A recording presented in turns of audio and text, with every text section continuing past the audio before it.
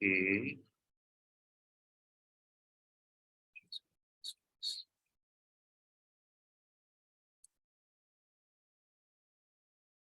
Okay, am I audible?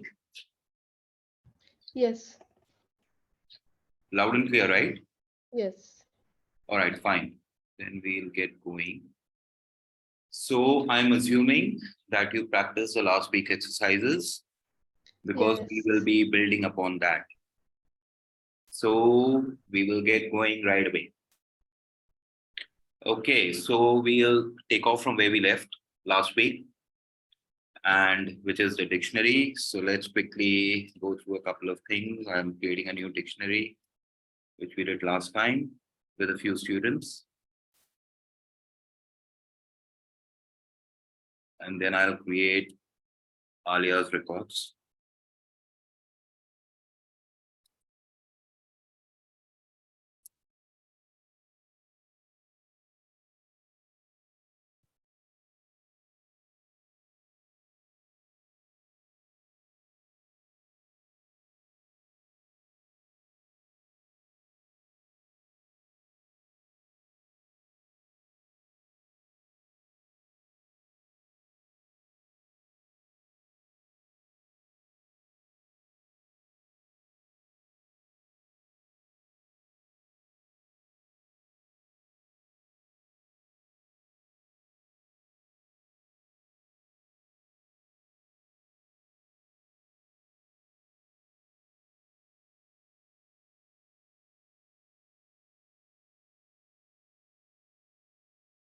Okay.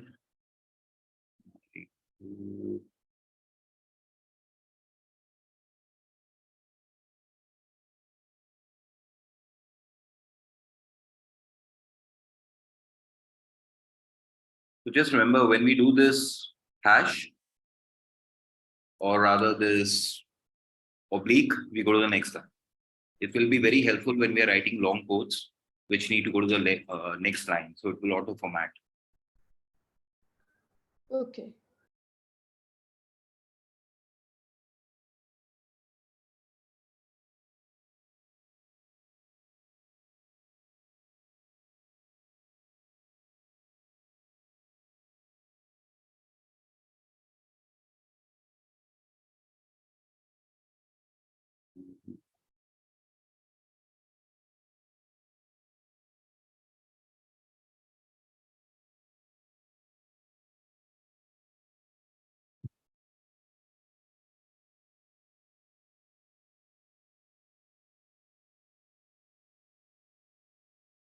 Okay, so that's our dictionary. Now we've learned how to sort a dictionary by values.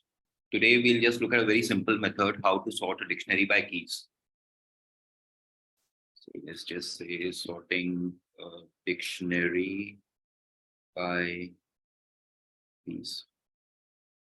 So there is a library called collections from where we will import, and that's the terminology, right? When you're going to a library and from there you're importing yet another module. So I'm going from collections, I'm importing ordered date.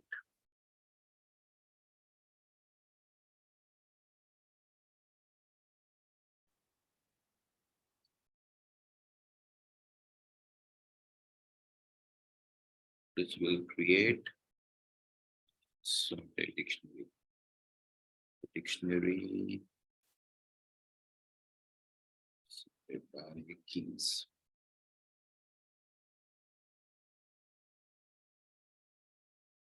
So now I will create another variable where I want to store the sorted dictionary. So I'll say sorted class is equal to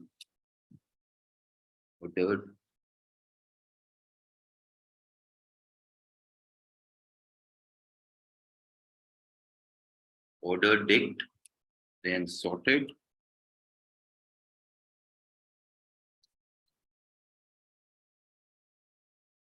And we remember that to sort, first we have to extract all the elements of the dictionary, which we do by calling on the items.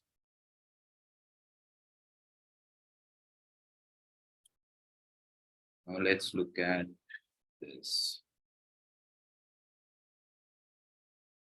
Is this clear?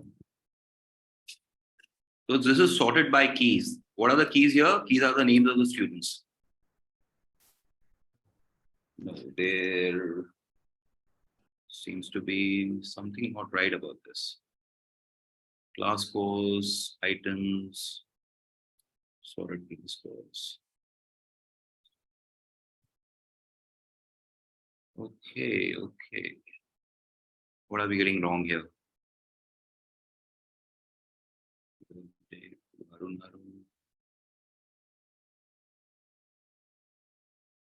Sorted class scores is equal to. Because in the first line, Alia is out of the main dictionary. Probably that's why we have not closed the bracket after. Oh, yes. Thank you for correcting me. It's very important to be able to debug your code by looking out for what could be possibly wrong. Now it's clear? Yes. Yeah. Thank you, Nidhi, for pointing that out. So it's important because invariably you will keep coming across some of the other errors. And it's very important for us to figure out what is the root cause of that error, because that's how we learn and we figure out how to, and we also build the muscle memory how to debug a code, because it's impossible that you will not make an error. You will keep making an error, but it's important to be able to diagnose the root cause. Okay. So now we'll do some data type conversions.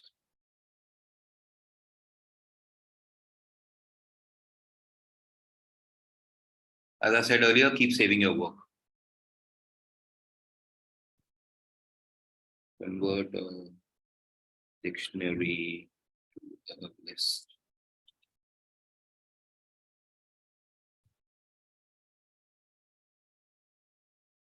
Okay, so I'm going to create a new dictionary here. First is, let's say, a person called Sam.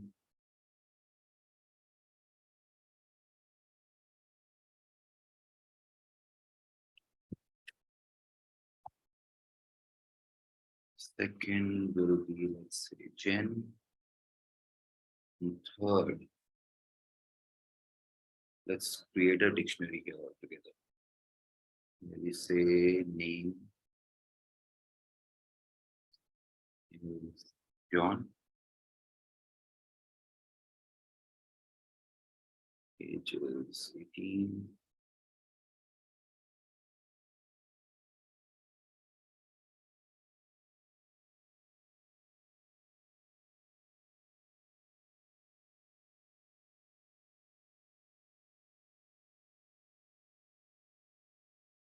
I always want to print out that I've created my dictionary right before we do anything else.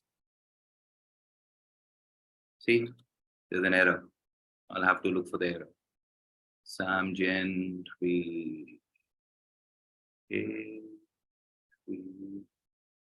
yes.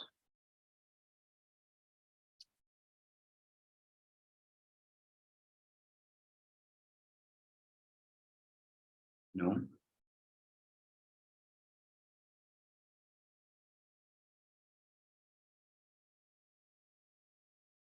What is the mistake here? Can anybody tell me what is the mistake here? Okay, We have to name put is. the brackets for like Sam, Jen, Sam and Jen as well. No, so our first, okay, let me see Oh, whether. the first bracket. The first bracket is not the. Okay. Yeah, so it's curly braces. And Python is very rigid about this. You have to get the brackets right for a particular data object. Okay. Okay, so now we need to convert it into list. So we will create a variable called list1, and we will say list of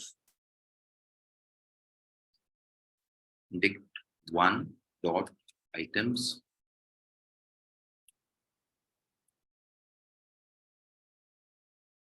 So we use dict dot items to retrieve the value pairs.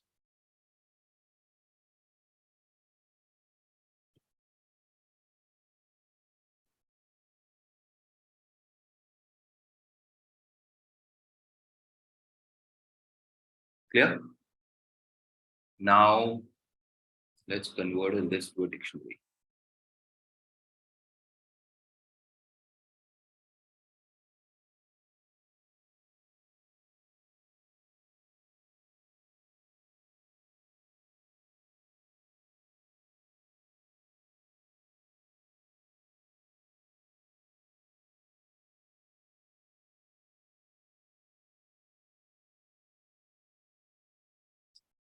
I have to create a list. Let's give first object as Sam. Another object will be, let's make another list here.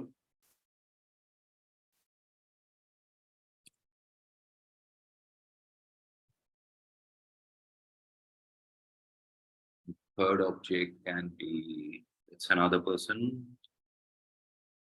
Fourth object, let's make another list.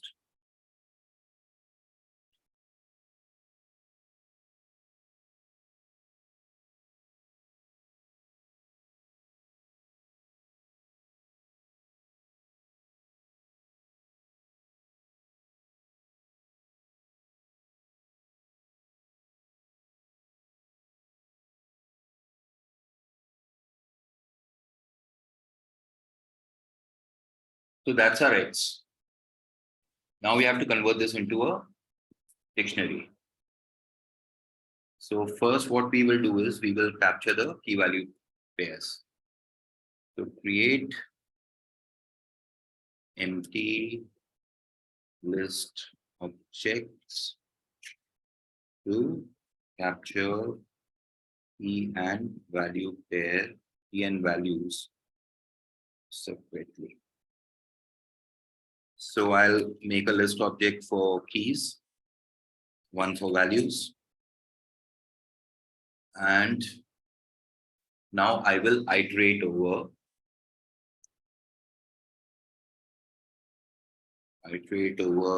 elements of the list up to second last element.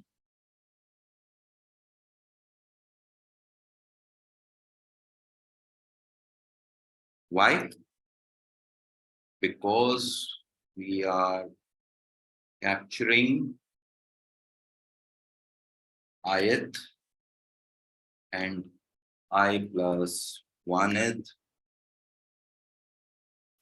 element at each step. And why are we doing this? So the step, how do we do this? By making the step size 2. As at each step, ith element is key and I plus 1th element is its value. This is clear? Why we're going to be hopping 2 steps? Because we are Yeah. capturing key and value pairs. So how are we going to code this?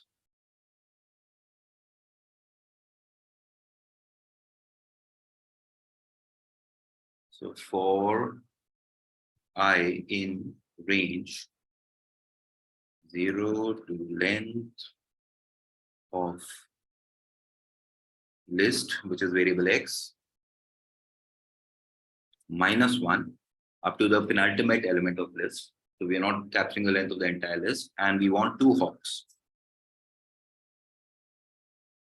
And at each hop, we want to append the empty list which we have created for capturing keys and values.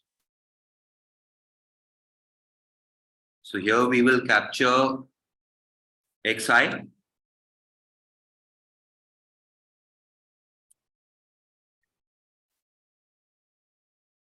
and xi plus 1.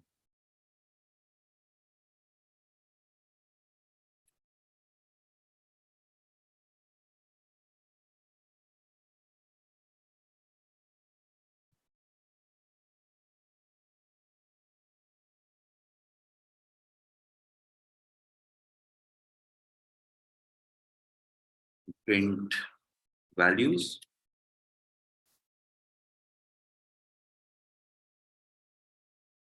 Let us do this much and see whether we got this right. This clear? How we went about doing this? Yeah. Yes. Cool.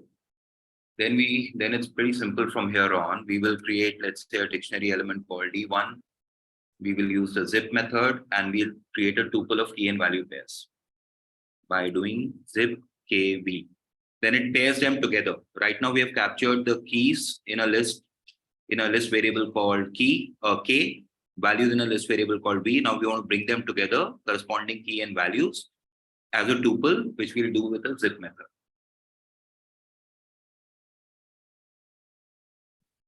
So let's write some notes here for future reference. We use zip method to create a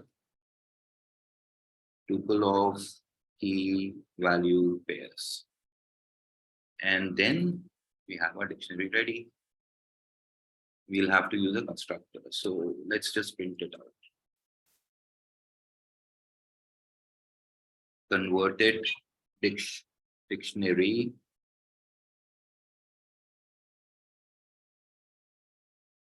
just give me a second. We have dict D1.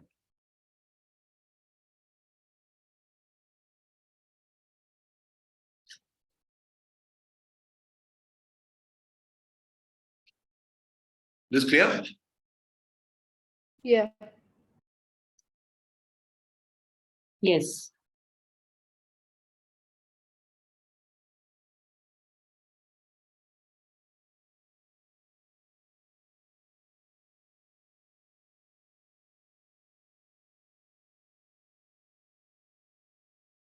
Okay then.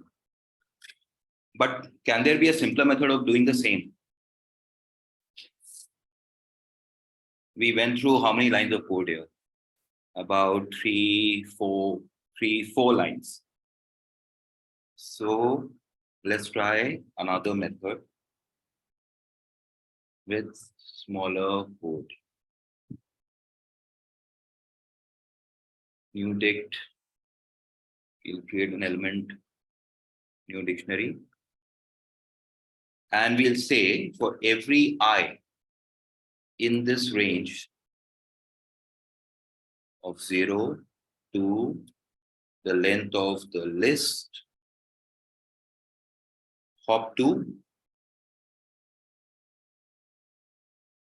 and we will directly enter the elements. So key will be the first element at every hop, xi, and its value will be x I plus 1.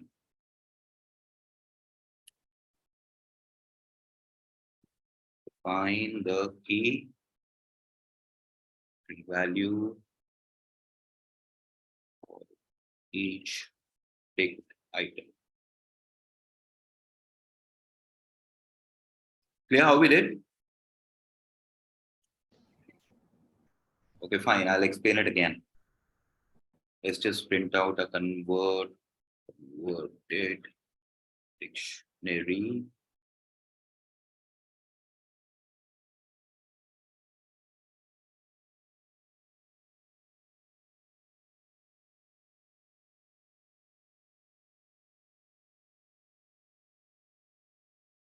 Same as above, but with almost just 2 lines of code. So what we are saying is, again, we are iterating over each and every list element. What we are doing is, the first element is the key, the second, the immediately succeeding element is its value. So at every hop, we are capturing the key, assigning it its value, and we take another 2 hops, and again we capture the key and assign it its new value. And we are done.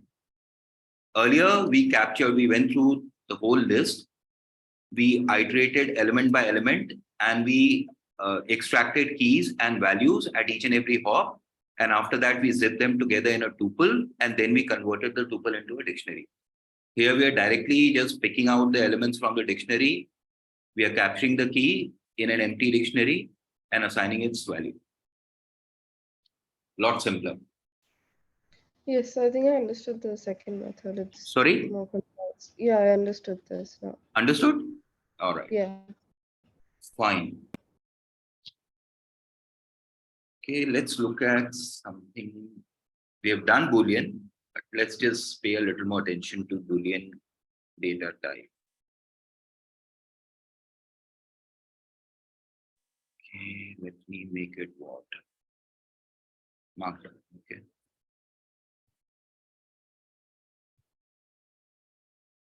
So in Python, we have this bool function, which is a Boolean function,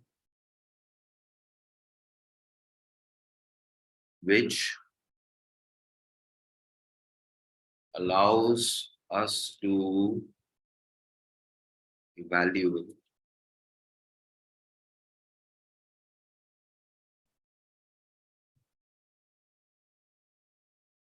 the value of any expression and returns either true or false based on what the expression returns.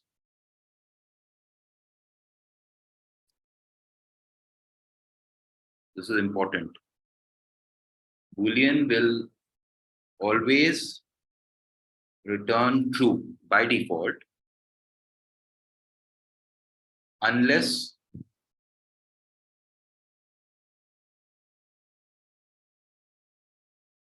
the object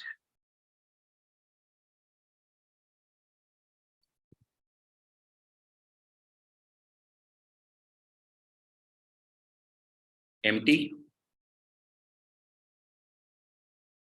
An empty can be, let's say, like an empty list, empty dictionary, empty tuple,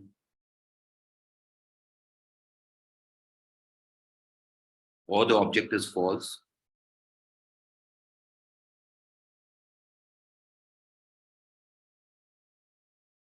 Or the object is 0, or it is null.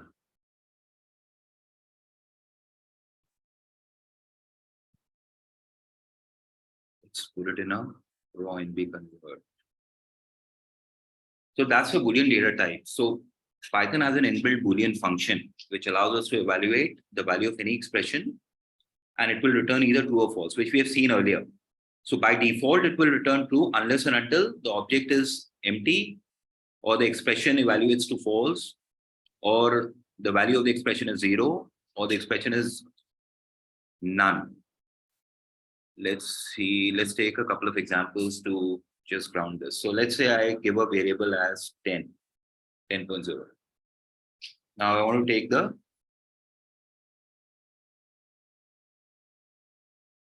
Boolean of x. What do you think it should return? True. Mm.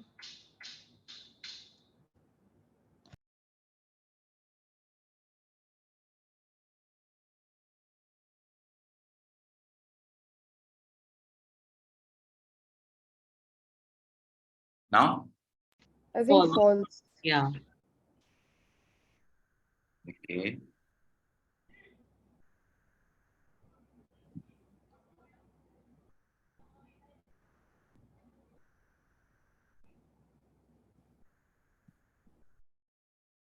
Null. Oh. Oh, the empty is also false. Yes. See, Okay.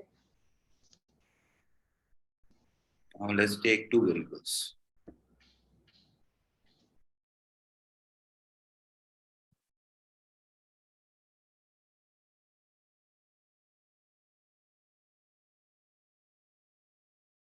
Now, False. False.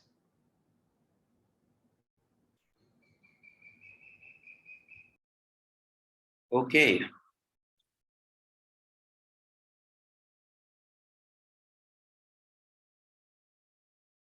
If else in Python, very, very important. if else, for loop, range allows us to do a lot of data analytics. Okay, let me make it a little bold.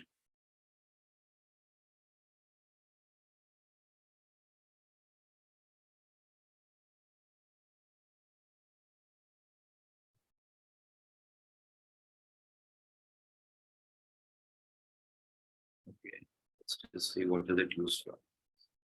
If else is used for decision making, which is very intuitive.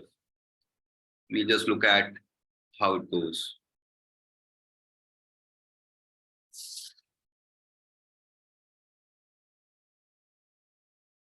So let's define a variable. I'll say x is equal to, let's say, 99.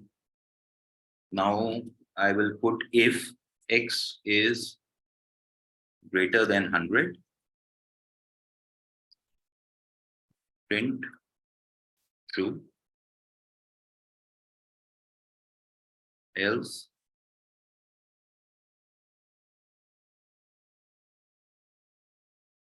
false.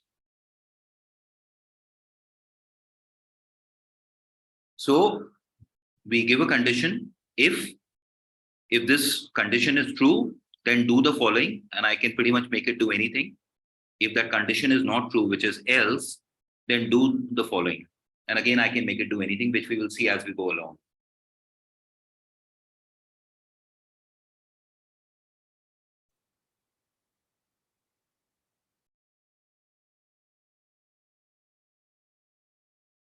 Okay, Python loops.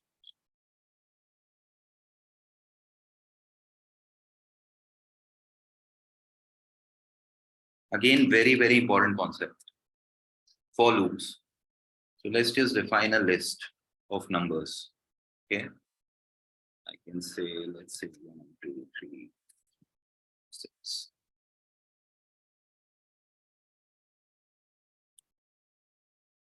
For I in range. And this we have anyway seen earlier. We have done the for loop earlier, but we are going to ground it once more.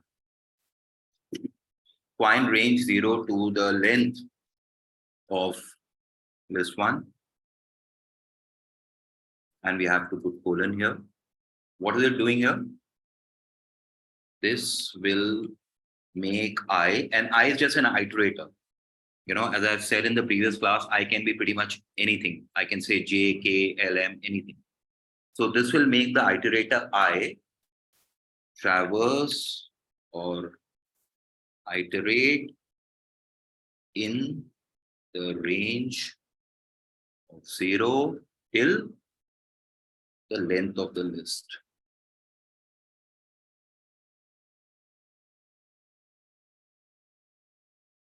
And then there is a corresponding concept, which is also very important. And I'll just explain that as well. We can get the value of list corresponding to index value I by list I. This clear? Yeah. Okay.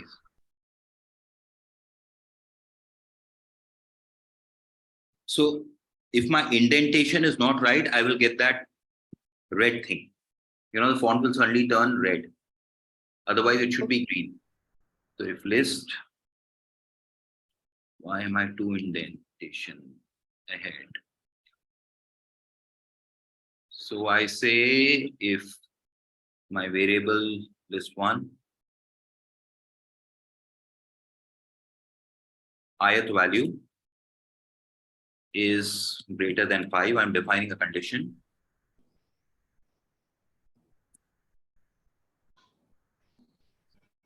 We are defining a condition. Then it should do something. What should it do? Let's just say I want to print out that element.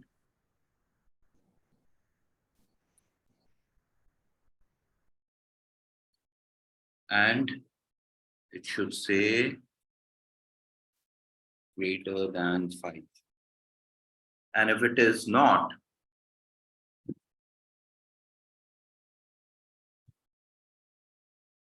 print list 1 I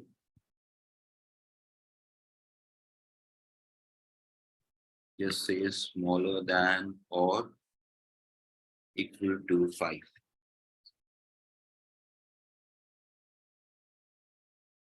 Shall we run with this?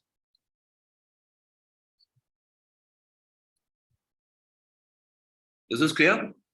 Yeah. Okay, so one important concept. Let me just write it down so that it's there for future reference. One important, what should I write? Concept.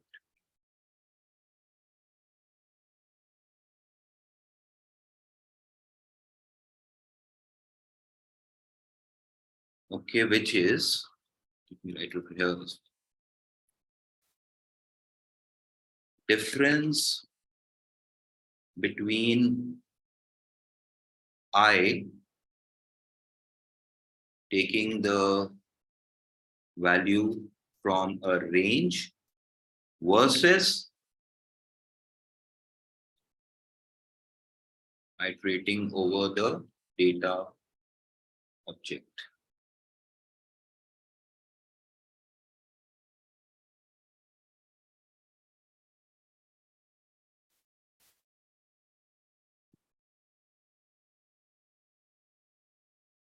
So I can iterate over whatever we make it iterate over. So here we made it iterate over a range.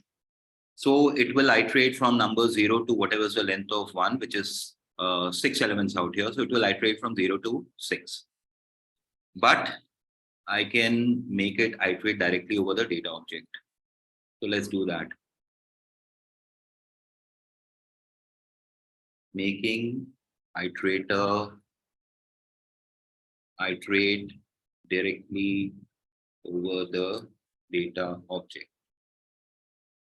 So in the above example, I will say for I in list 1, print I.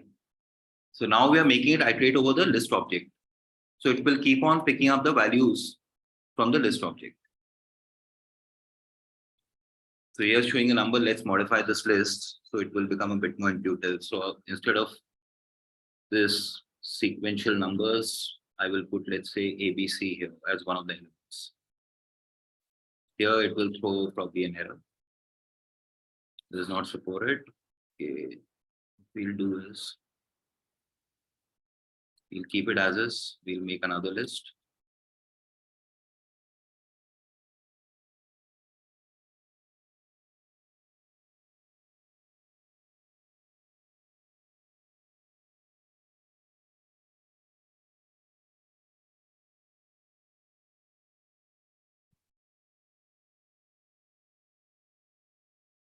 You get that? Did everybody follow this difference? In the first case, so I, the iterator, will iterate over whatever we make it iterate over. In the first one, we are making it iterate over a range of numbers from 0 to whatever is the end number we define.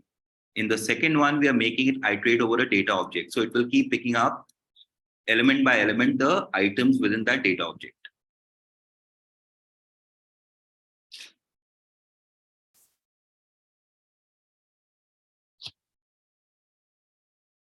Clear, right? So we go ahead. Yes. Yeah. Now we do nested for loop, which is a for loop within a for loop.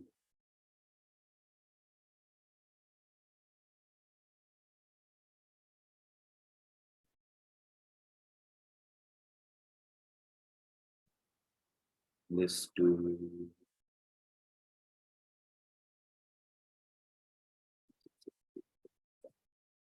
so we have two lists. Now, how do we iterate over both the lists and we create a nested for loop? So I will say for I in range 0 over the entire length of list 1, for every element, for every I, right? We will say now for J, which is again, we are making it iterate, and you see what we'll do. It's iterating over from 0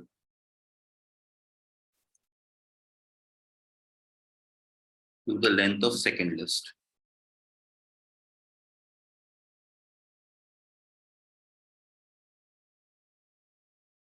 If, now we are putting an if else condition as well.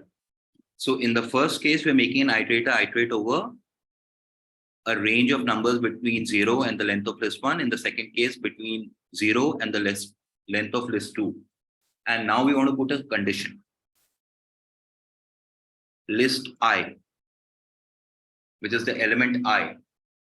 If that is greater than list 2 J, which is a condition, I want to do something here. Let's say print both these numbers. List 1 I, list 2 J, and an expression with, and probably a string that first number is greater than second number.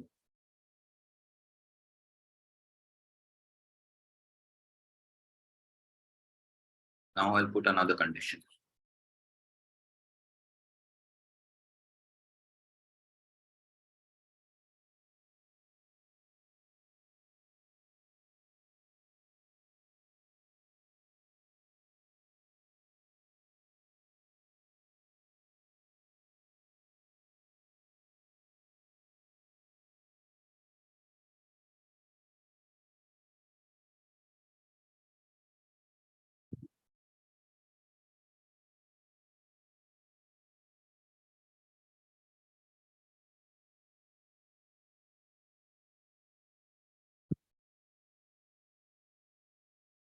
Okay. Or in the third case, let's not even do this. We can directly say else. Let's print this out. So where have we made an error? This 1. Okay, the variable is not defined correctly here. List 1. List 1. List 1. List 2. List 2. List 2. So what is happening here? So we have two different lists. We are using the first iterator to iterate in a range of numbers between 0 to the length of list 1. Second iterator will help us iterate over the index values, which is basically 0 to the length of list 2. So it will iterate over each and every index. And at each step, so for every I, which means we are taking first element of list 1, and for this element, we will iterate over all the elements of list 2. So in the first for loop, we are taking the first element of list 1, and for that element, we are iterating over all the index values of list 2. So we are saying for this element I, this iterator I, list 1 I, and now it will evaluate each and every value of list 2 by subscripting like this, list 2 J. So it will first take list 2 J 0 or list 2 0, which will be the value 3, then list 2 1, 4, 5, 6, 7, and it will evaluate. So if you see the result here, it is first taking element 1, which is the first element of list 1, and it is evaluating each and every element of list 2, 3, 4, 5, 6, 7. And it is giving you the result based on the condition which we have defined. And then it will take the second element of list 1 and it will go again over each and every element of list 2. And the way we are doing this is by we are iterating the index values. Is this clear or confusing? This one seems clear. Yes. Seems clear. Yeah. Okay, then let's make it more challenging.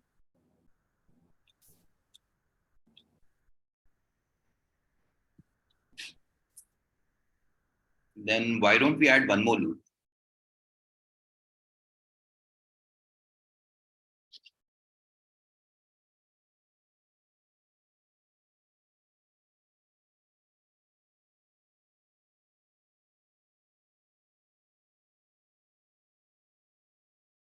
So all this while we are manually creating lists, there's one more way, much simpler to create a list.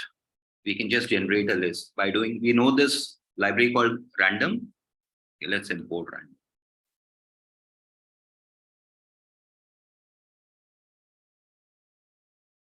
Within that, we can use a list generator called sample.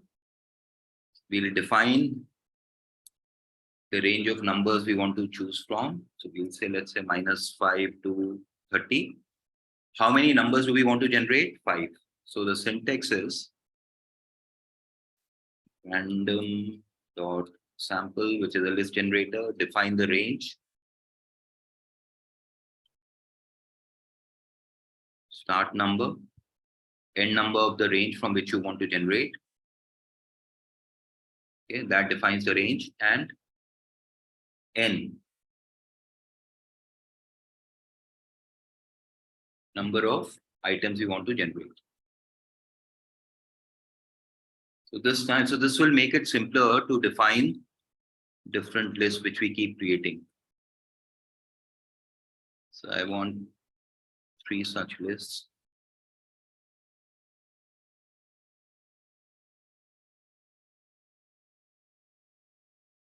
So let's make the range here -15 to, let's say, 50. Third one, let's make it 0 to 30. And let's see how our lists look like.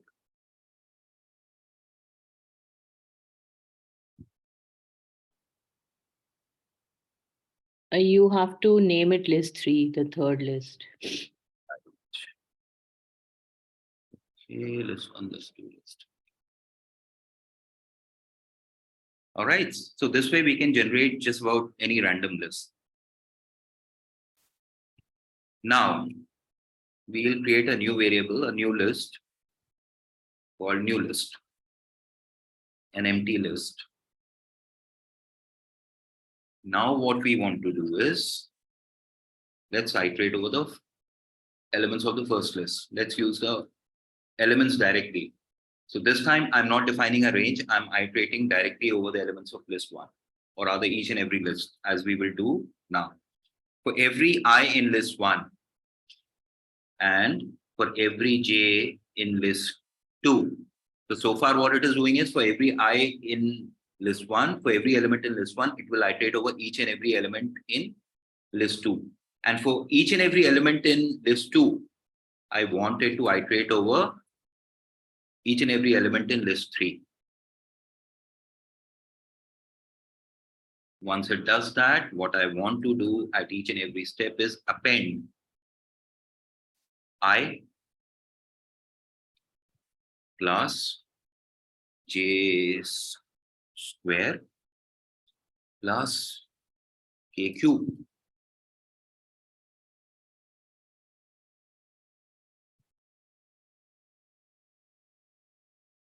Let's see what we get.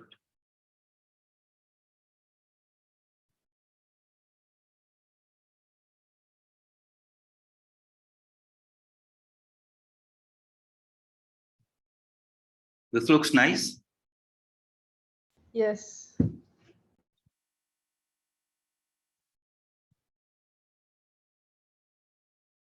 So this way you can do multiple looping.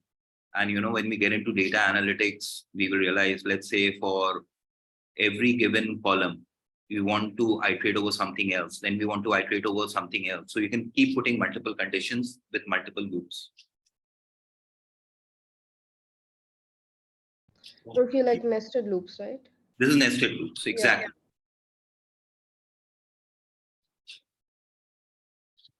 So let's discuss one more kind of a loop, which is while loop.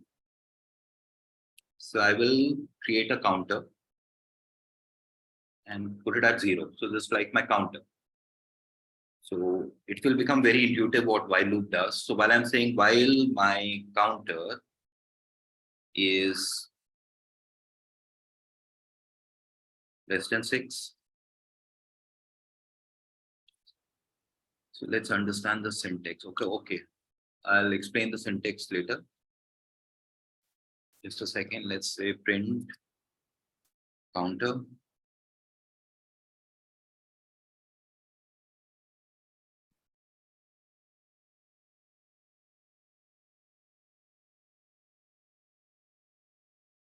And at every step, I want to increase the value of counter.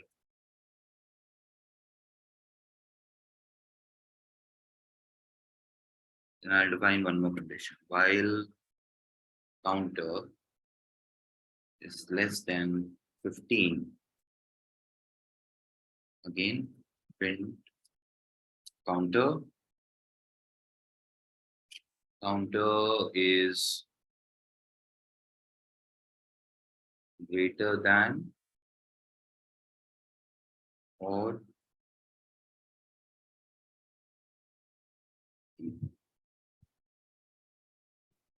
equal to 6. And again, I'll increase the value of counter here.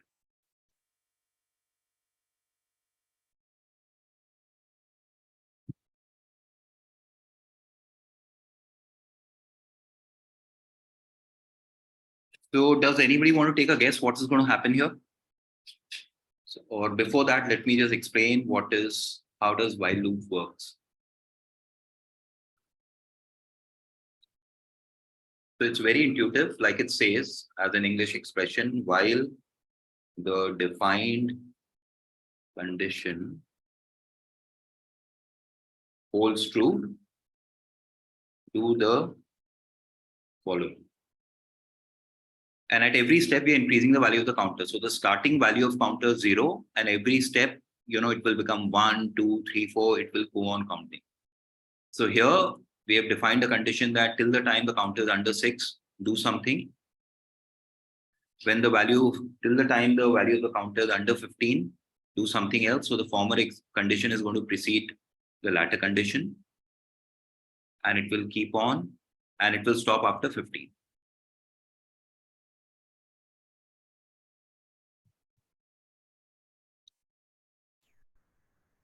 I think I get it.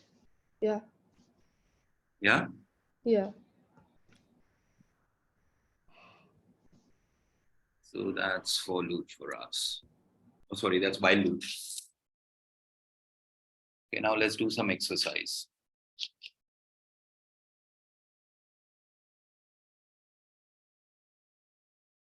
What we should do here, take 2 lists of numbers, and for each number in list 1, we should iterate over all numbers in list 2,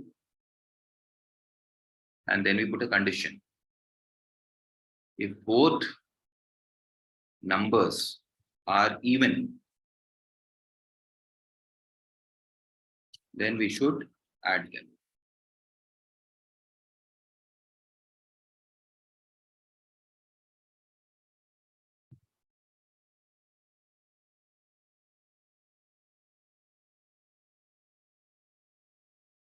Else, subtract the second number from the first and find the cumulative total of all resulting additions, subtractions at each step.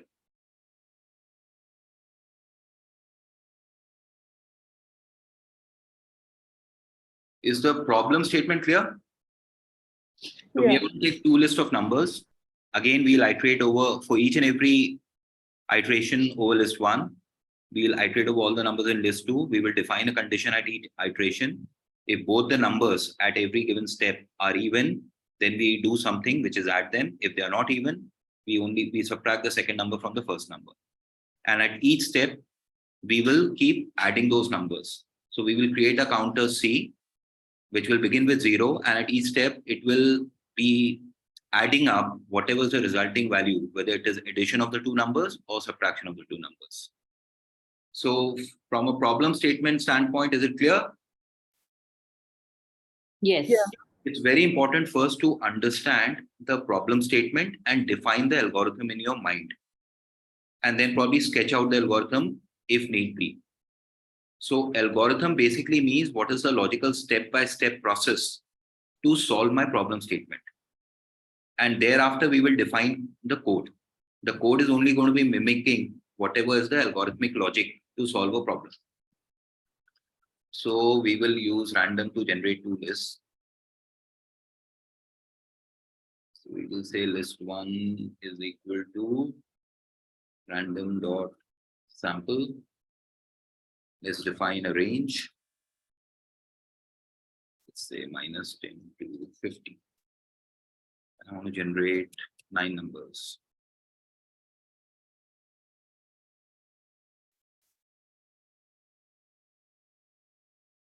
Let's do is random sample.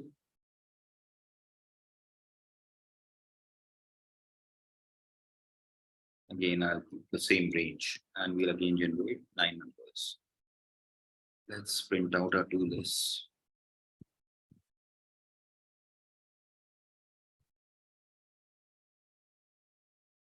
Okay, so we have our two lists. Now, as we said, we'll define a counter as C. We'll assign it a value of 0.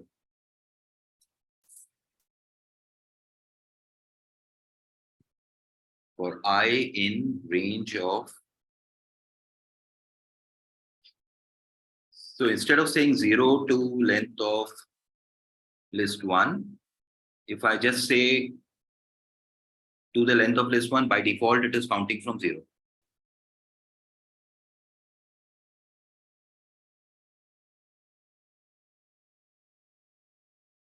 And for every I, which is iterating, for j in the range of length of list 2,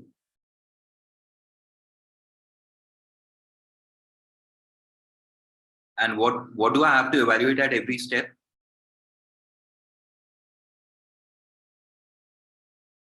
If J is in the range for like this one. J is an iterator. It is here iterating over the index values, which is in a range. So, which is fine. But every step we are evaluating the numbers, corresponding numbers in the two lists. What do we have to check? Whether they are If are even. Yeah. So list 1 I will be the number here. How do we know whether it's even or not? We studied this. We'll be dividing modulus, right? This should be 0.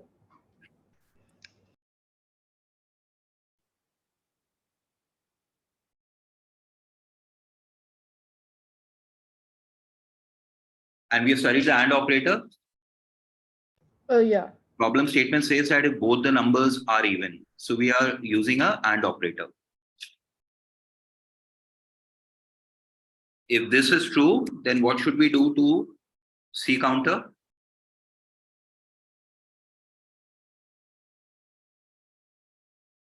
Mm, We have to add the two numbers. yeah. Else, Else skip. we have to subtract. Right. Could you go up to the problem Yeah. statement for a second, please? So for each number in list yeah. 1, iterate over all the numbers in list 2. If both the numbers are even, we add them, else we subtract the second number from the first and find the cumulative total of resulting addition subtraction at each and every step. Now clear? Yes. So now C is going to be capturing the running total based on whatever is the condition evaluated at each and every step. So if you have run our code right and our algorithm is right, why are we getting this? Okay. See.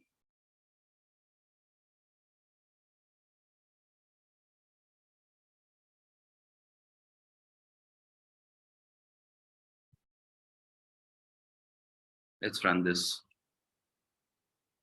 Okay, this runs.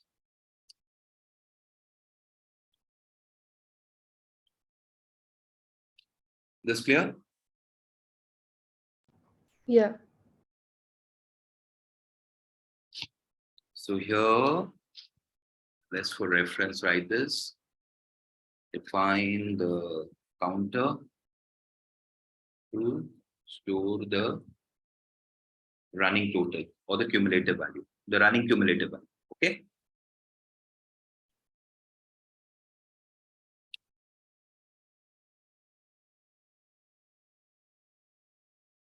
Okay, let's make it a bit more interesting. So in the, let me turn it to Markdown.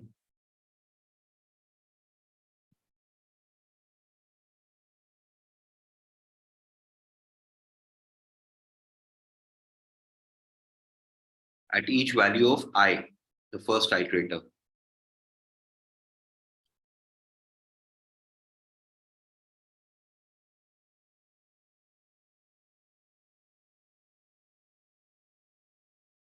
create a list of all values from resulting, add, addition and subtraction, and store in a dictionary as value.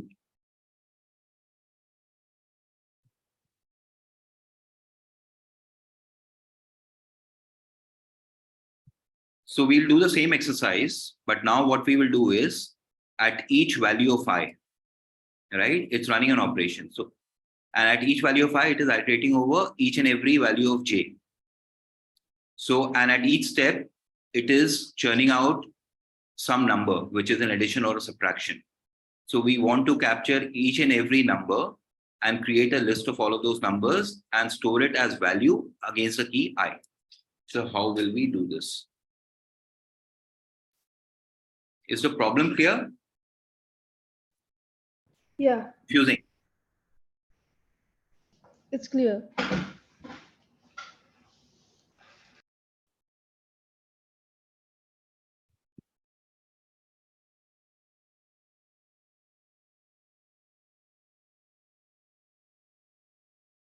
So now I have to create a dictionary because I have to store key value pairs. So I'll create a dictionary object called D. Let's once again print out our list. Say list one.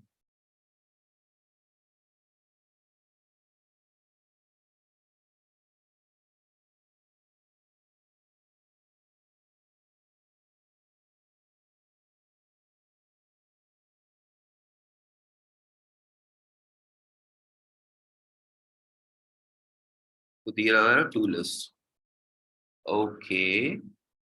Now for I in range, length of list one, just like we did last time. Now I have to capture each and every value as it traverses each and every element of J. So resulting value, I need to be storing in a list.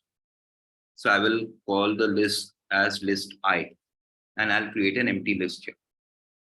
And now I will traverse to list two. For J in range, length of list two. Again, I have to give a condition. If list one I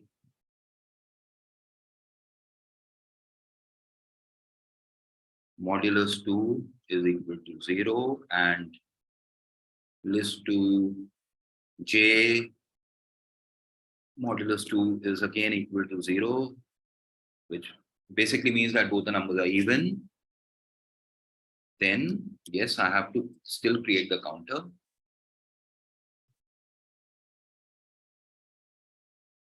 List 1 I,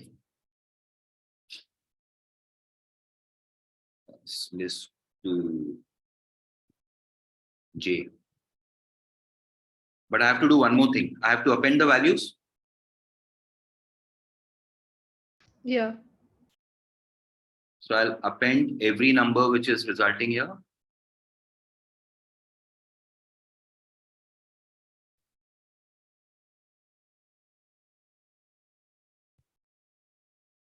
Okay. Let's make it a little simpler. So we don't have to type over and over again. Although it increases a line of code, I will say total is equal to this.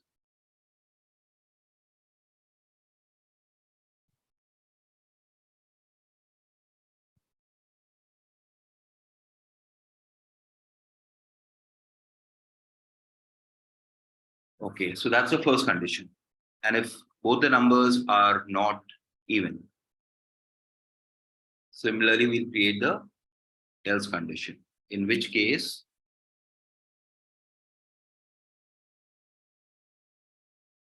so we have to define a different total here. If both the numbers are not even, then what will total be? Subtract, right? Yeah.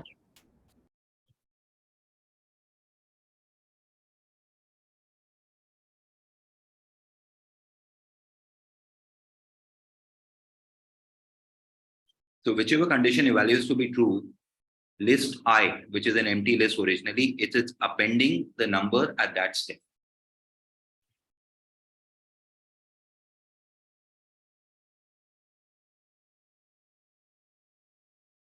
And now this was a second for loop which was traversing. So let's say once it traverses each and every value of j for a given value of I, we have that value of I over now. Now we'll go to the next value. So before we do that, we have to capture all the values corresponding to that I in our dictionary. So we will come back here.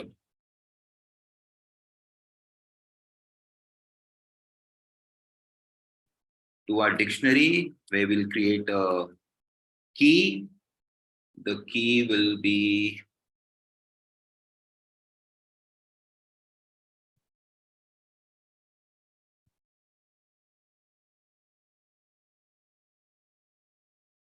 the list one I value, which will be a key.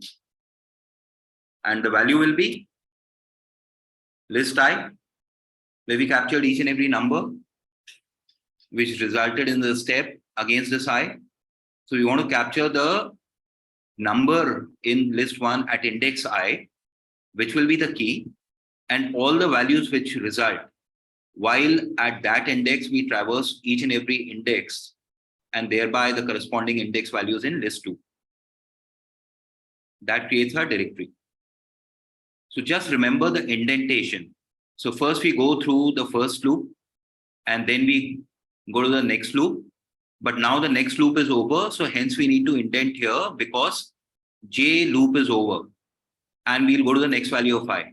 So the d should be here, and it should not be here. Because if it is here, it is capturing at an intermediate process of it traversing over the list two. So when the whole loop, one full cycle of j is over for a value of I, right? That's when we will assign a value to d. Is this clear? Because by then it would have captured each and every resulting addition subtraction value for a given I.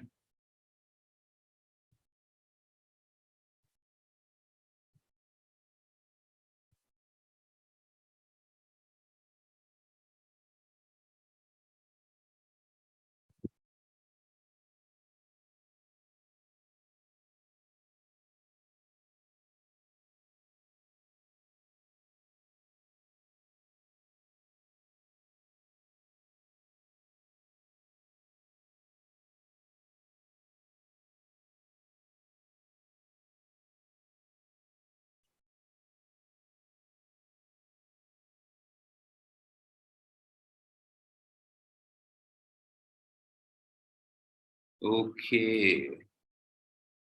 What is the mistake here? Okay. This should be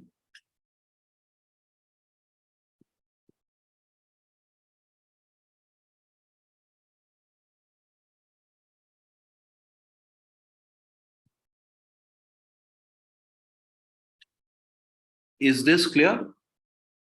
We've gone through a lot of hops and skips. Yeah. So it could be a little confusing, but just go over this once again. So I'll go over this once again. For that, let's begin with a problem statement. What is it that we really want to do? So in the above exercise, we, for each and every value of I, that is the first iterator, right? We are iterating over all the values of j, which is the second iterator for the second list. And at each step, we will evaluate the two resulting numbers, a number in list I and a corresponding value in list 2, or a number in list 1 and a corresponding number in list 2. If both the numbers are even, we are adding the two numbers. If both the numbers are not even, we are subtracting the second number from the first number. So at every single value of I and a corresponding value of j, we are getting a number. So what we are saying is, now how many, okay, we have printed list 1. So for every 11, which is first value in I, right? How many iterations will there be in list 2? 1, 2, 3, 4, 5, 6, 7, 8, 9, right? So for every 11, there should be 9 numbers resulting, whether it's addition or subtraction, correct? Yeah. Yes. We'll be doing 9 evaluations. So based on that evaluation, there'll be some number which will come, which we are capturing in an empty list. So we create the list here once we start the iteration of I. And before we start the iteration of j, we create an empty list. And at every step, every value of j, I and a corresponding j, we are appending whatever is the resultant value based on whichever condition evaluates to be true. And then we will store it in the dictionary. Once that loop of I gets completed, after traversing all the 9 values of j, then we will store the number as key, which is 11, the first element, and all the corresponding values as the value corresponding to this key. So now you will see first element of list 1 is 11. All the values corresponding to list 11 is now stored as value against a key 11. Then 38, and all the values corresponding to 38. Then 18, then minus 9. Here. Clear now? Yes. Yeah. You practice this stuff a few times yourself to get many things right. The logic, the process, the indentations, all of these things you need to practice. You can even just get an indentation error and you won't get the right answer. By indentation, I mean this, right? If I put this, it will give me a very different answer because I'm assigning a key and a corresponding value in the dictionary before all the values of j are already traversed, because now I have come inside the j loop. I'm still inside the j loop. I need to assign when the j loop is over. So my indentation level should be in the same line, same vertical line.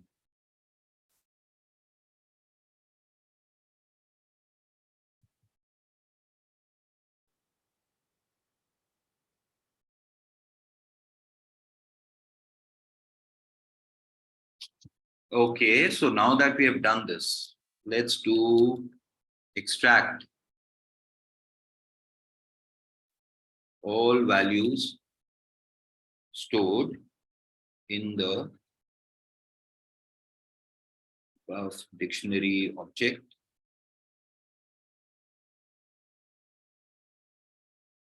Add them and compare the total with original counter C above.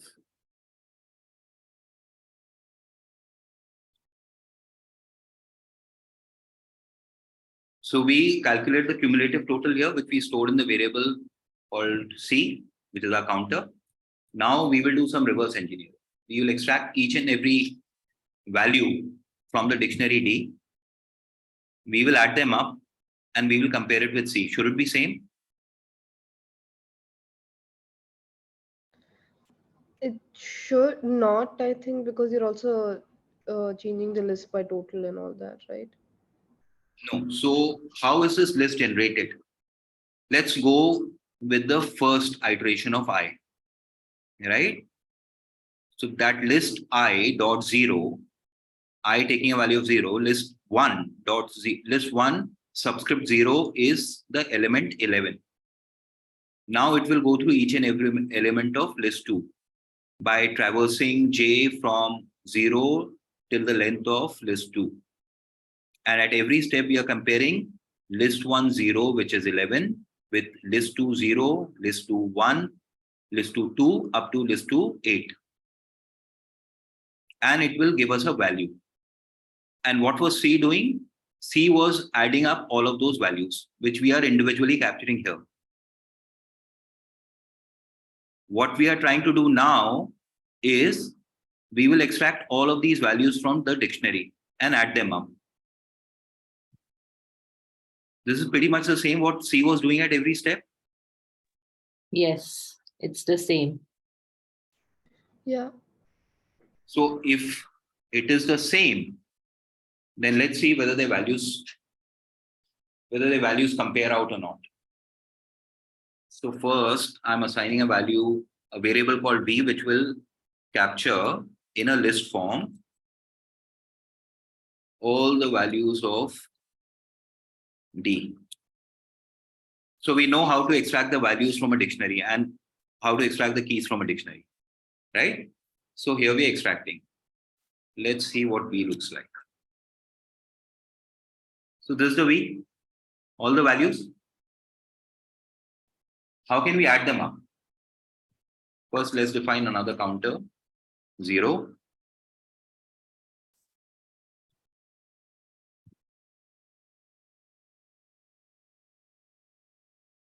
Now this V is a list element. I can go through each and every element of this list, which will be another list.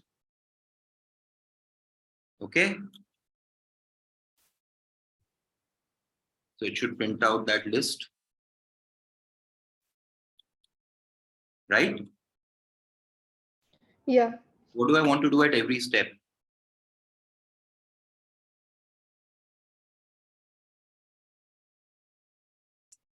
We want to total all the elements in the list, which is resulting at every single step.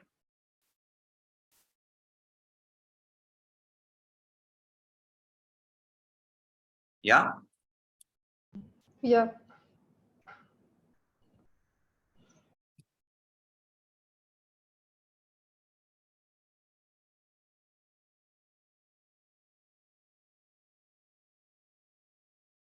Now we have to compare what we got in original counter and the new counter. We put a Boolean expression. What should this be? So we're just comparing this and the list. Yeah, we're just comparing. Yeah. We can do it even manually. Well, how do we add it then? Yeah, so C1 is 195. C here was also 195. Yeah. I'm just confused. If there are like, okay, it's just one list. What if there was one list inside another list? If there was, Like, in, like in the dictionary, there's like one dictionary inside the same. How do we add that up? if there was, okay, so this is a dictionary. Yeah, and what's Yeah. your question? How do we add the, all the values in this?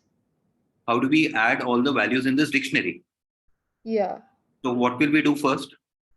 We have to extract all the values. Only Yeah. then we can perform any operation. Yeah. How do we extract the values of a dictionary? We'll have to, I think, we'll have to probably use the loop and like No, not the no, there's a one-line expression. How do we extract the keys and values from a dictionary? wait, I forgot that. Sorry? I forgot the Okay, so syntax you want for to that. revise, all the early expressions in the previous exercises. It's dictionary dot values. Okay. Dictionary name, Dot values.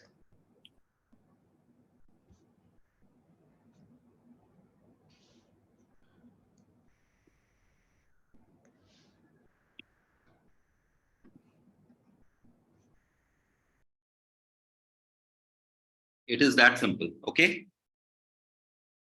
Yeah. And if you do dictionary name dot keys, you'll extract all the keys. We did it above. Yeah. Where did we do? We captured K and V somewhere. Okay, we did somewhere. Yes. So here, when we were trying to convert a list to a dictionary, right? No, not here, not here, not here. Where did we do?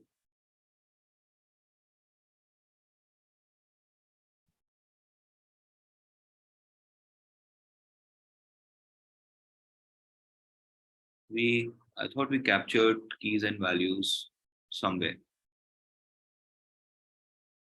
Okay, it doesn't matter. So just remember this. Dictionary name.values will help you extract all the values from a dictionary, and dictionary name.keys will extract all the keys from a dictionary. So let's solidify this. What is the name of the dictionary here? D? Hello? Yeah. Yeah. So what should this be? This will extract all the keys, Yeah. but this is a tuple. Yeah. If I want to have easy operations, I will convert this into a list element. Okay. What have I done? Made it into The a list. dictionary But, name dot keys extracts yeah. all the keys from the dictionary. So Yeah. like you said, first we have to extract all the values. So we extracted Yeah. all the values here, made a list of that, iterated over the entire list element by element. And at each element, which is another list, we added all the elements within the list. And we are putting it in a cumulative running total counter called C1. Is it clear now? Yeah. Okay. You got to, these things can be a little overwhelming the first time around because there's a lot of stuff which is going on. You're trying to figure out the algorithmic logic, then the coding, then the indentation. So I know it can get a bit too much. The only way to make it all very intuitive is you got to do it multiple times. And this stuff, for loop, indentation, nested loop, and we are going through a lot of composite concepts which are put together in one single exercise. So you got to practice this at least 3 or 4 times. If I were you, I will probably run this whole code over at least 3 or 4 times. And then it will Okay. become clear to me. Because in the process of doing that, what will happen is you will make a few errors. And then you will debug those errors. And in that process, you will understand. And then that will stick as a muscle memory. Okay. That is the only way for everybody, including me. If I'm out of touch with this stuff for, let's say, 1.5 odd months, it's not that I'm going to forget, but my muscle memory is going to become weaker. Next time, probably I'm going to make a few more errors. But then I'll figure a way out to find out what are the root cause. So you saw, what could be the root cause for the error? I put one parenthesis instead Yeah. of a curly brace, and it's an error. It's a simple logical error, and sometimes becomes very difficult. Let's say, if I have 20 lines of code and somewhere I've just missed out a comma, or probably I'm assigning value in the form of a list uh, in a dictionary against a key, and I have not closed a list by a square bracket. Imagine I have to go through 20 lines of code to really figure out where the error was, which is why I said keep on printing at every intermediate step. So what is happening is that after I write 2 lines of code and I print out, then what I'm clear is that the first 2 lines of code are right. Yeah. Then I do another 3-4 lines of code and I'll again print out. Then what I know is that all my code above is right. Then I'll go to the next one. I'm not going to print out after writing 12 lines of code because then if I have to debug, I have to investigate 12 lines. Okay. Okay. Now something very important, and this will be extremely useful to you in a lot of analysis. You can do data analytics, data science, Python functions are absolutely critical.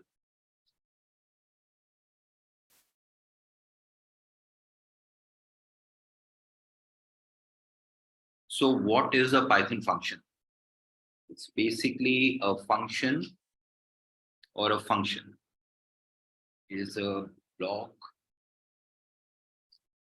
of code which only runs, and we will see this, when it is called.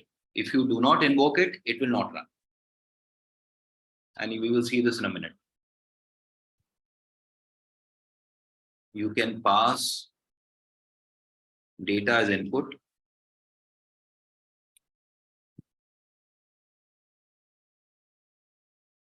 You can pass data, which could be parameters, arguments.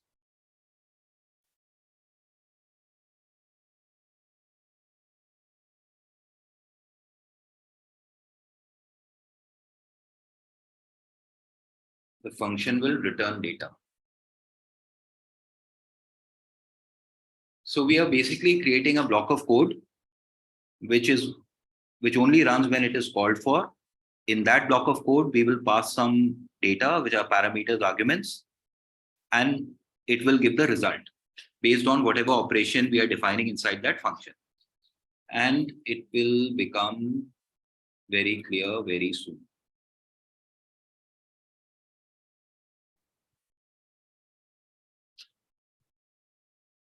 So we say in Python, function is defined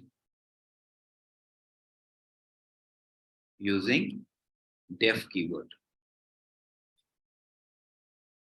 So that is a nomenclature. We will define a function like this, and its structure will be, let's define the anatomy of the function.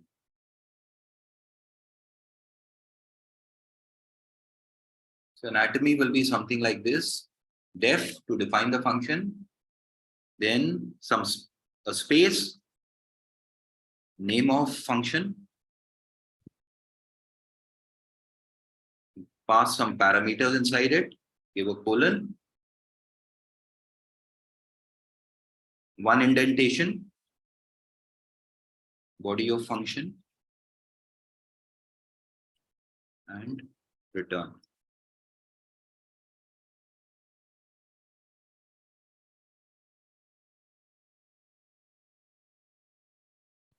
Okay. This will include only. This came like this because I did not give a hash here.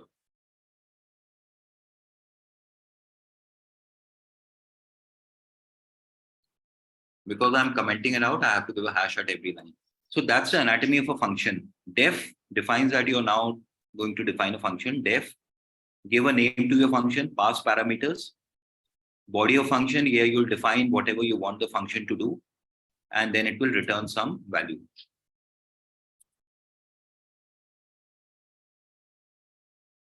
Or sometimes I can just return nothing. Okay, it's like creating loops and all that inside. You can do, and we will do that. You can do so many things. You can do if-else statement, for loop, nested for loop, while, everything. You can do all kinds of things within a function.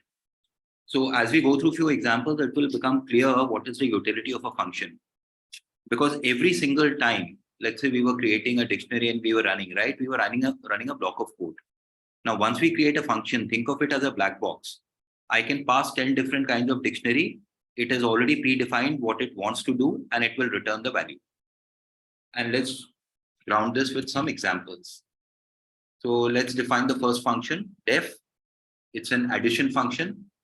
I'm passing two variables. These can be any variables. So for any A and B, which is defined in the function, I want it to compute the addition, the sum. And the sum of these two numbers which are passed, I'm storing as an addition of those two numbers in a variable called C, and I want the function to return C. So now there's a function. It will not do anything. This is what we said, block of code which only runs when it is called. Right now we are not calling, we are only defining. Doesn't do anything. But now let's do it. So when we call it, we don't do def. We just say add, this is the name of the function, and we do pass two numbers. What do you think it will give? It will add it. Hmm. Yeah.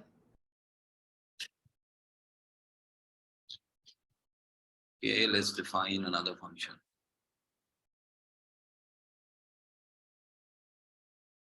Now I want to calculate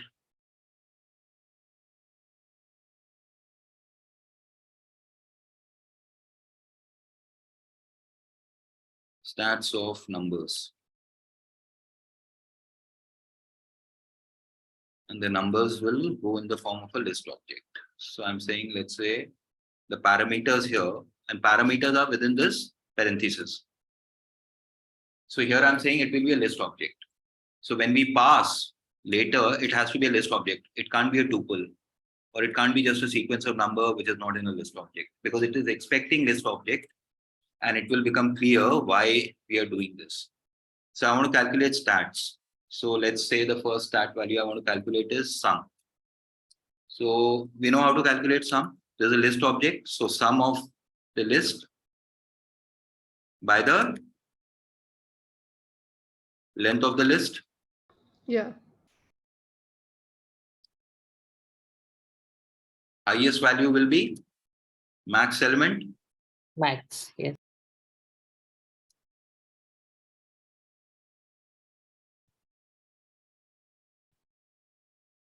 Lowest value will be the minimum.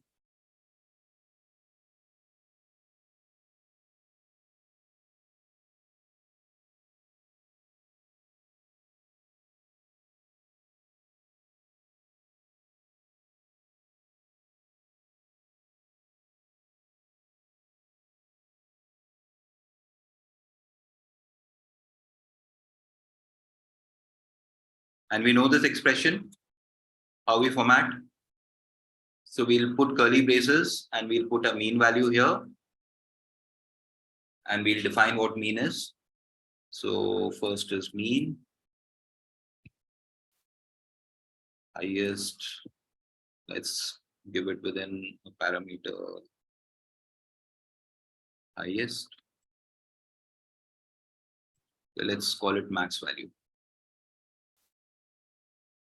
Max value. Min value will be lowest because that's the variable. And now I will call it, close the quotation, and I will format. And I will define what each of these expressions within these curly braces means. So what is mean? I'll have to give it value. Mean is the variable, mean.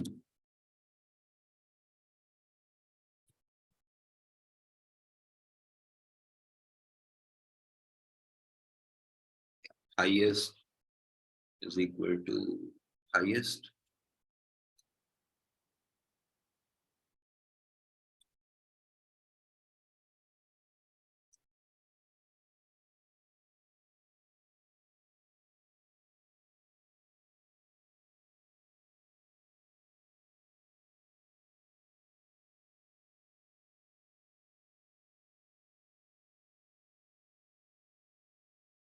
And then I want this function to return. Return all these values as well. Return mean, highest, and lowest. So I'm defining a function called stats of numbers where I want to calculate the statistics, 3 statistics, mean value, the maximum value, and the lowest value in this list object. So I will compute this, then I'm printing out a statement that the stats of numbers are mean, max value, minimum value, and it will also return. Now, when I run this, will it do something? No, because I've not called on the function. So let's call on the function. But before that, we have to create a parameter to pass. So we have to create a list.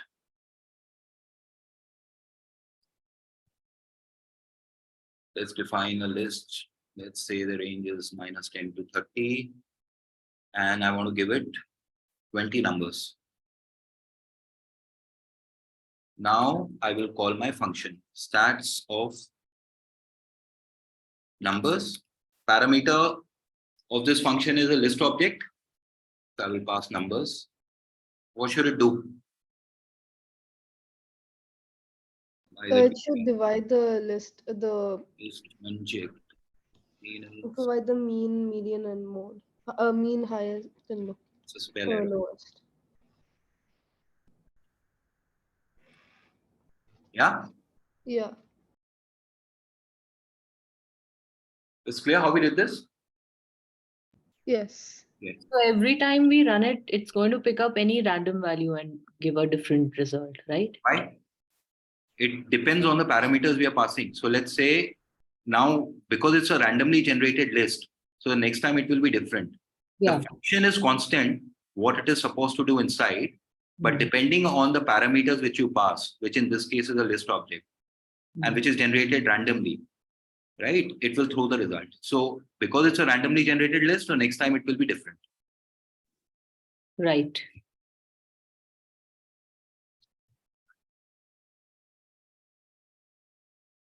If we don't know the number of parameters or arguments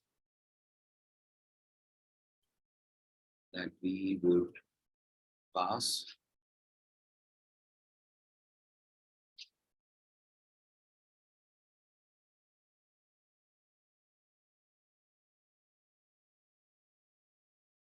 so again do add function, but I don't know how many numbers I may pass at different times. I want to have some modularity.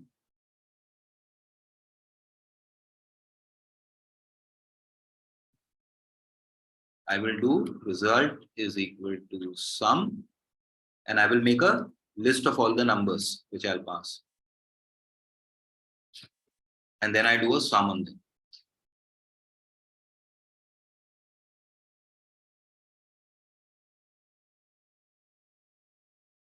And it should return me result. Now let's call this function and give some numbers 2, 3, 4, 5, 6. So it's taking these numbers, converting them into a list object, it's summing the entire list and producing the result, right? What it has done is I put a asterisk here. What it will do is I don't know how many numbers I may pass at different times. So what if I increase the total number of numbers? If I defined a fixed number of numbers, let's say like n1, n2, n3, then it will only take 3 numbers. But because I put an asterisk and said numbers, it can take any length of sequence of numbers. Clear? Yeah.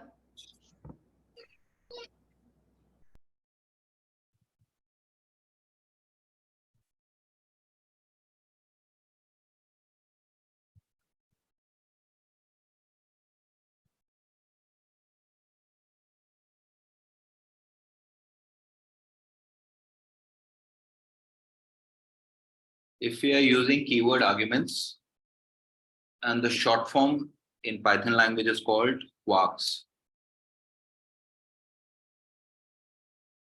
which are keyword arguments.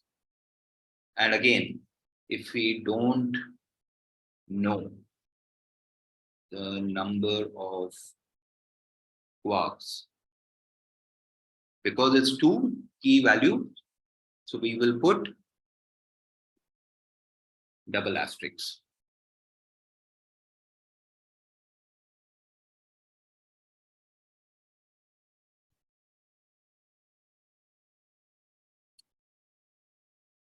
So we will come to NumPy a little later, but right now, don't bother about NumPy. We're just trying to create a function which we have done earlier as well. The only thing is this time we are defining a function for that, which is the sorted values of a dictionary, or we are sorting a dictionary by values. And here we are defining keys and values, scores, which is dictionary. Now the length of dictionary can change because we have put double asterisks. So the dictionary can be of different lengths. So now Dipanita will tell me how should I extract the keys. I want to make a list object of keys. What should I do here? Scores dot keys, and that will extract all of it, right?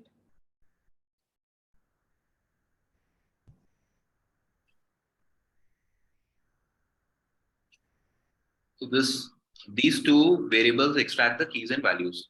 Yeah. Now sorted. We did this in session 2. sorted value index. Let's first arrange the index in an ascending order by the corresponding values.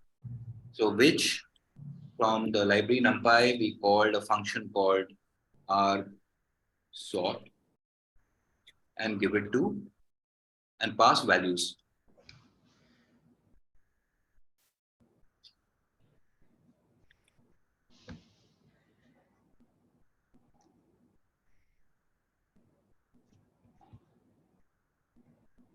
Of associated values. Now I want to keep printing. I've already typed a few lines of code. I want to be sure that I'm right so far. Sorted values.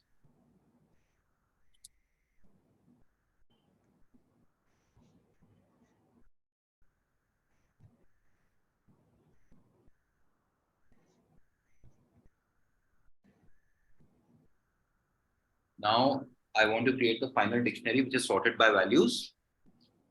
Curly braces, keys I, corresponding values I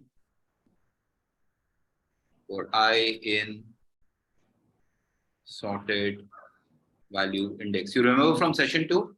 Yeah. Okay. Yes. So the difference is, okay, let's put another print expression which we can later remove. Sorted by values. And we want this function to return sorted by values dictionary. So many times, even if there is an error in this function that we have created and we try to run it without calling it, it will probably not show. So now let's define scores, or we can call it, let's say, class scores, C scores, class scores, and give some, define some dictionary here. Okay, that's enough of Alia. We'll put somebody else.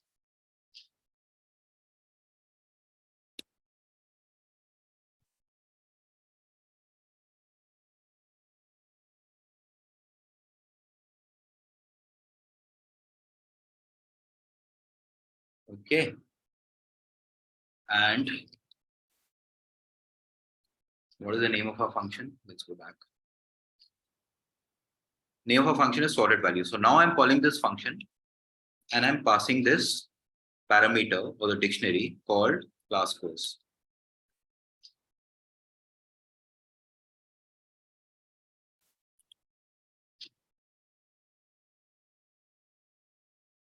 Takes 0 positional argument, but 1 was given. Sorted values. Okay. 0. This should not happen.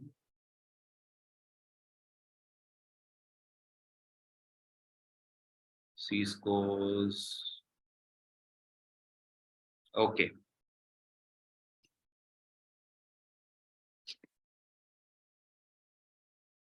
Clear now? So we define the function with these double asterisks. So when we are calling the function and passing a parameter, we again have to put the double asterisks here. So first it's printing out what are the sorted value indexes, 1, 0, 2, and what are the corresponding, and then it is going to rearrange the dictionary in by key value pairs associated with these indexes. Right? So 89, 90, 91. So this is sorting by values.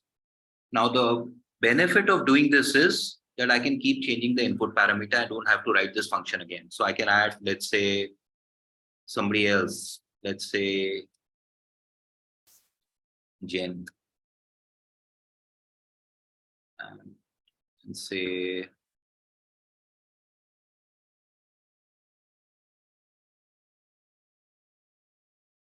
because I put 2 asterisks, it can take any length of dictionary. Clear?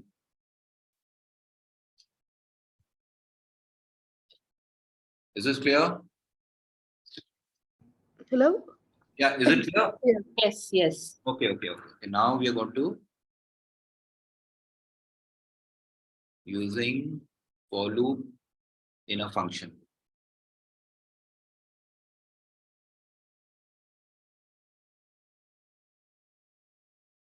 So I'm calling the function as print countries. I'm passing a parameter which is a list of countries.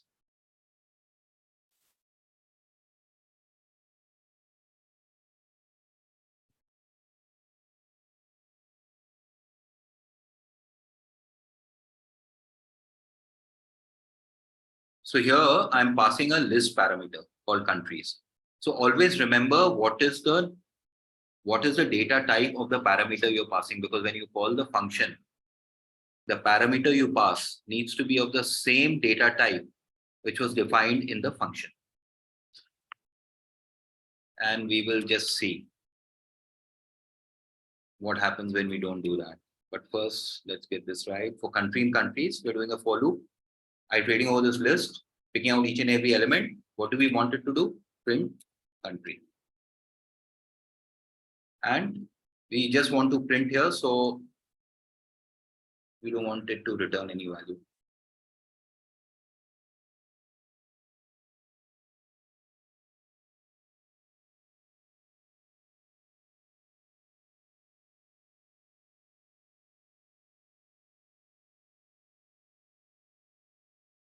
Now I need to define countries as a variable called,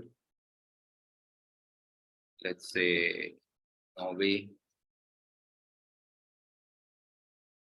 Sweden,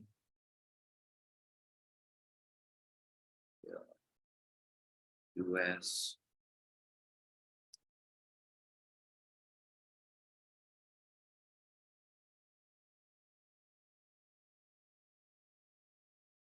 now I'm calling this function.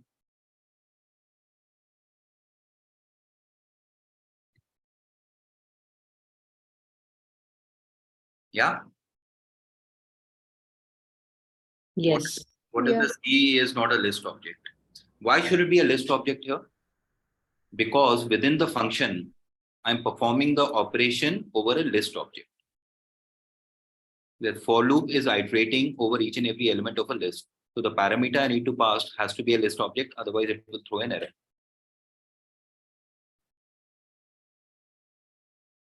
I have not defined any list object here. And let's make it a, say, a dictionary.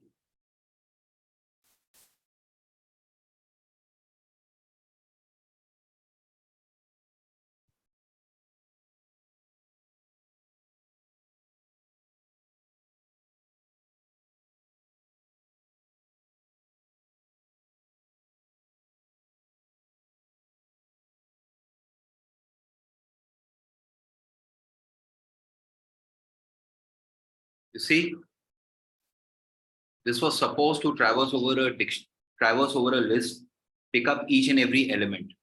When we are traversing over, or when we are iterating over a dictionary, it is picking up key value one by one. So the list object or the parameter that we are passing has to be of the same data type that we have defined in the function.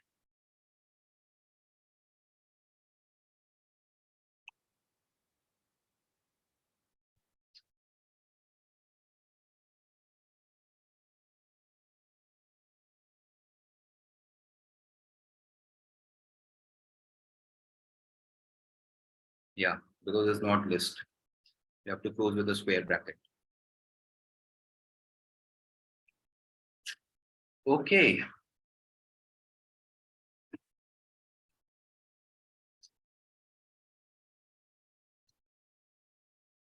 Let's take an example of directly inserting intended output in return statement.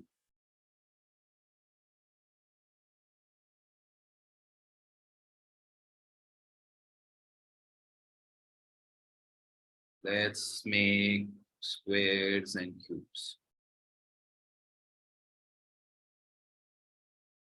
when you're defining a function name, there can't be any empty spaces. You can put a what do you call underspace, but you can't be putting empty spaces.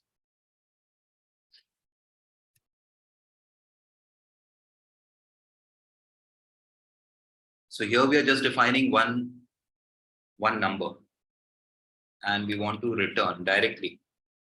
So we will say I want to return the square of x and cube of x. Now I will call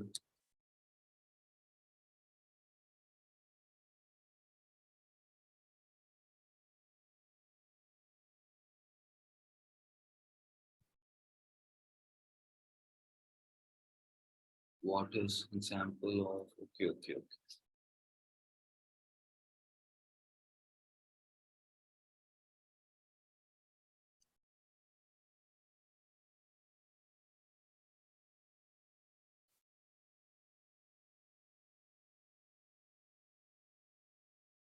I can put 15.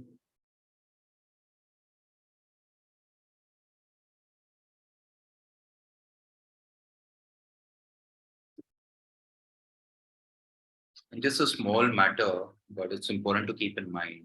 A function with no body or no content will throw an error. In practical terms, we will actually not be doing this, but you should be aware that if you leave it blank, you'll get an error. So if this is the case,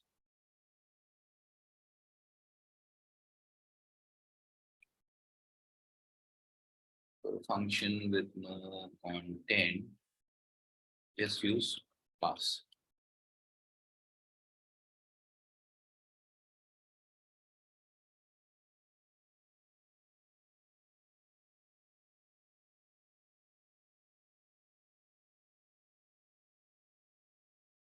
And you don't get an error.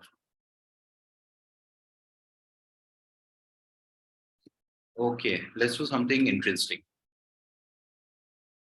Recursion in a function. So a recursive function is a function that calls itself. So I'm defining a function and giving it a name, okay, recurse. Defining a parameter x, and I'll give a condition. So if x is greater than 0, return, watch this carefully, x plus recurse x minus 1. What is it returning? Returns original value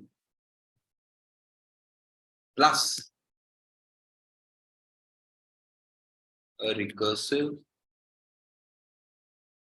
function till condition is met. And since I've given a if statement, let me close it out as well. Else returns 0. So the parameter which I'm passing x here, if it is greater than 0, what it should return me? X plus running this function again. So it will become clear when we actually call this function and run something. Function name is recurse. It can be any function, but let's say since we called it recurse here, let's give a value of 999.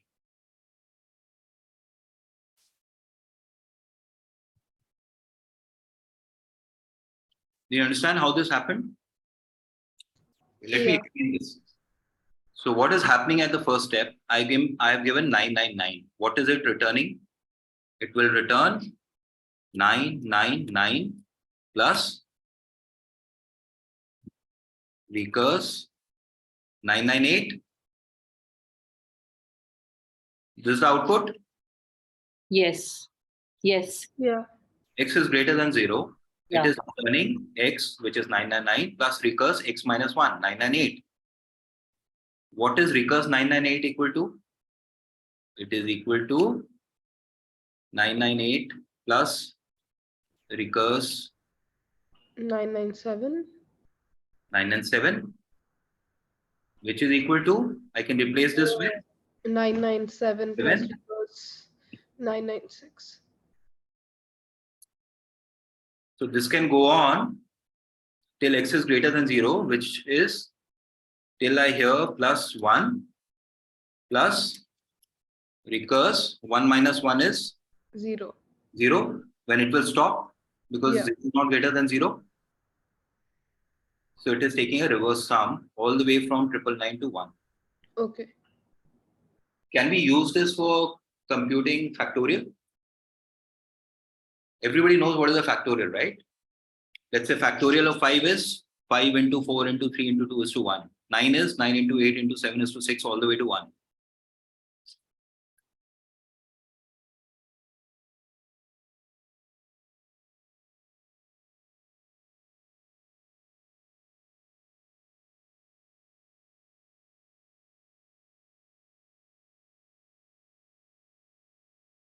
Somebody has to help me.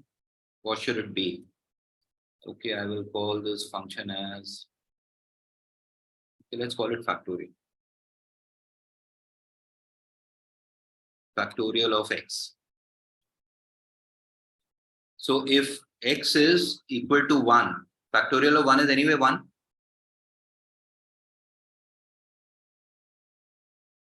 Else, but if it is not 1, then what should it return?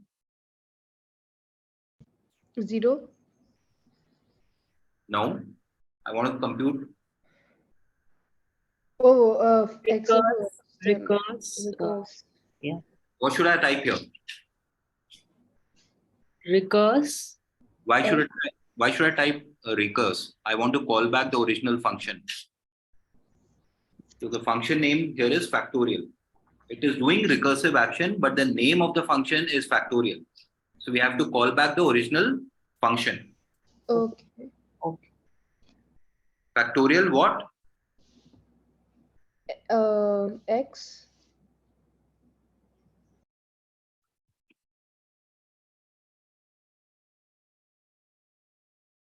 Correct? Yeah. Oh, I get it now. Yeah. Yeah. What should be factorial for? Into 4, that's 24.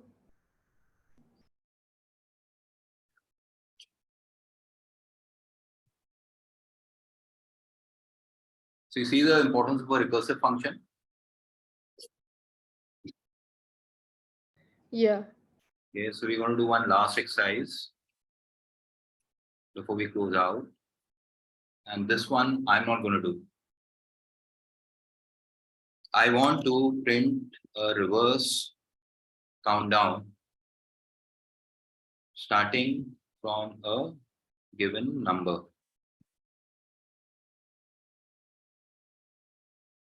I'm calling my function countdown. Starting number is x parameter. And I'm giving a condition that while x is greater than, let's say, minus 10. We have to put a stop to the countdown, right? It's a reverse countdown. Otherwise, it can keep counting. Otherwise, it will keep printing all the way to infinity in negative. We have to print. So while x is greater than minus 10, which is the stopping condition, I wanted to print x. And then what should it do?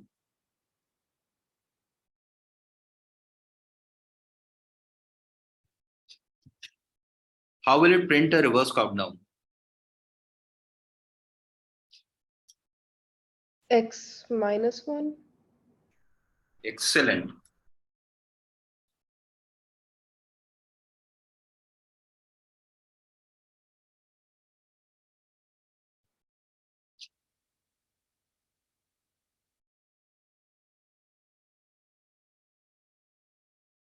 Got it? Yeah. Brilliant.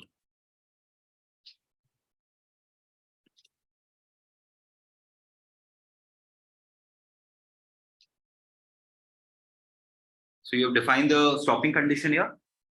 And you know why you have to define a stopping condition? Yes. Yes. What if we don't define? Yeah, until it'll go on, else it'll go on till It will infinity. become an infinite loop, and you need to know what happens then. You see, the cell is continuing Yeah. and it will not stop.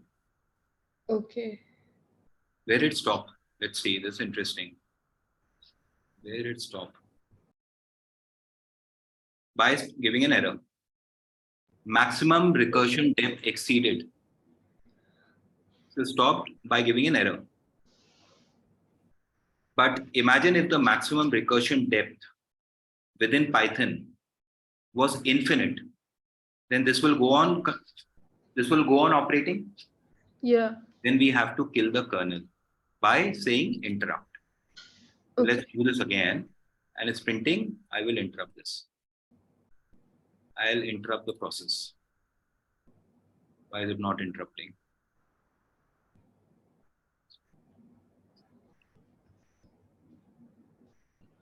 Okay, because it's already thrown out an error.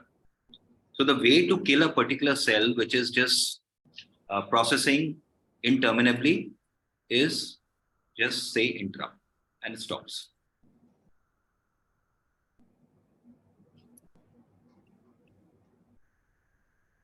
Be careful of the indentations. Okay. And you have to practice. The only way you will understand these indentations is by doing it. It's very difficult to watch somebody else and do this. Unique in database, history, logging mode 2, session 231.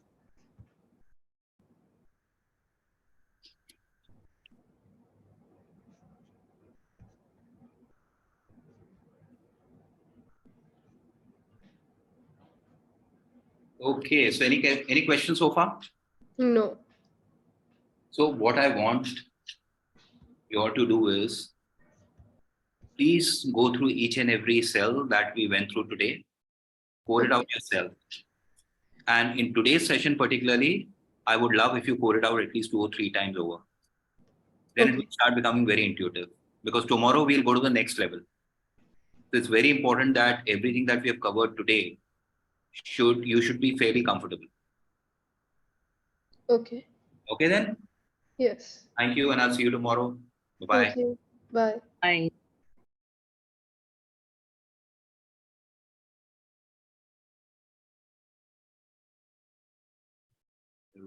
Is